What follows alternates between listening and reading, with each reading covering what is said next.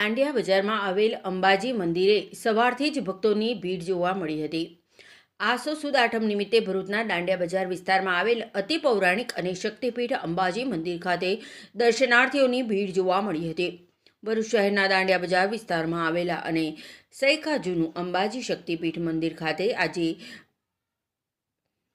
આસો મહિનાની આઠમના દિવસે વિવિધ ધાર્મિક કાર્યક્રમોનું આયોજન કરવામાં આવ્યું હતું, જેમાં માતાજીના હવનનું પણ આયોજન કરવામાં આવ્યું છે। ભરૂચમાં અતિ પ્રાચીન અને ઐતિહાસિક કોઈ મંદિર હોય તો એ છે દાંડિયા બજારનું અંબાજી મંદિર, અને આ મંદિરને શ્રી શક્તિપીઠ અંબાજી મંદિરનો દરજ્જો આપવામાં આવ્યો છે। મોટા અંબાજી જેટલું જ મહત્વ દાંડિયા બજારનું શક્તિપીઠ અંબાજી મંદિર ધરાવે છે।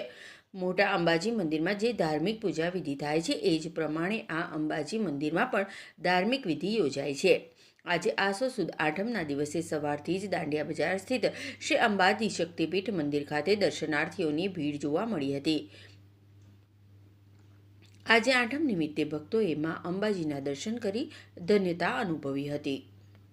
વર્ષોની મહેનત અને અમારું નાનકડું સર્જન અમારી મહેનત અને આપશ્રીની અનુકંપા જરૂર સ્પંદન જગાવશે।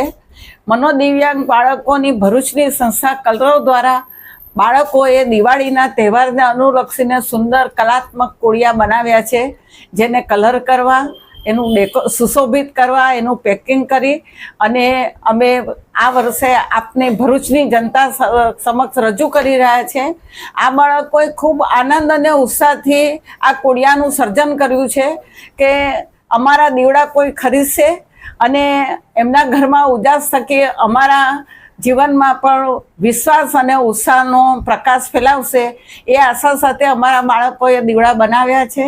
ભરૂચની જનતા અને ઔદ્યોગિક ક્ષેત્રથી સંકળાયેલી સર્વ વ્યક્તિઓને અત્રેથી હું જણાવવા માંગુ છું કે આપની દીવડાઓની જરૂરિયાત માટે જરૂરથી તમે કલરવ સંસ્થાનો સંપર્ક કરશો।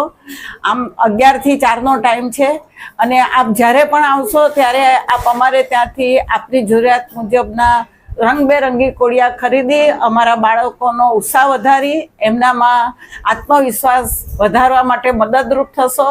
અને આપ જ્યારે આવશો ત્યારે આપને ખરીદી વખતે અમારા બાળકોના મોઢા પર જે તો ઉત્સાહ અને ઉમંગ જોશો એને તમને આનંદ થશે। અચ્છા, દિવાળીના આજે કોળિયાના વેચાણમાં જે ફંડ આવશે એનો ઉપયોગ ક્યાં થશે? દિવાળીના આ જે કોળિયાનું વેચાણ થશે એમાંથી દિવાળીનું વેકેશન પડવાના આગલા દિવસે દરેક બાળકોને ફટાકડા અને મીઠાઈના પેકેટનું વિતરણ અમે કરતા હોઈએ છીએ કે જેથી બાળક એના ઘરે જાય ત્યારે કહી શકે, જો મેં કોળિયા બનાવ્યા, એના વેચાણમાંથી હું ફટાકડા અને મીઠાઈ લાવ્યો છું।